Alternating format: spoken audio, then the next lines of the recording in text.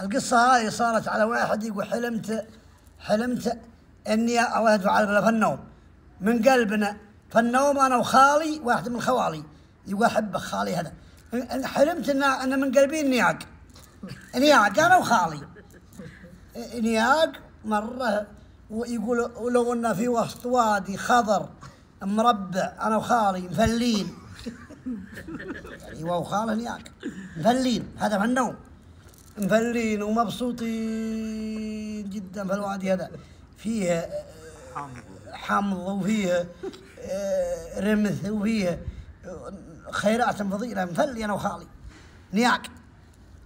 يقول يوم أخذنا يمكن دقائق اللي هي البعير بعير يروع جاينا، يقول كبر الهضبة بعير ويقبل هدير.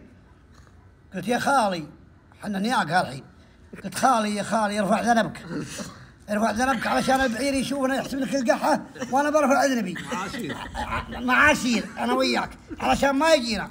يقول اقسم بالله ان ذنب خالي معسمه ما عاد يوجه لا راح البعير اذنابنا صلبت انا وخالي ونصحي الحمد لله لا حنا بنياق الحمد لله طلعنا وعد الله.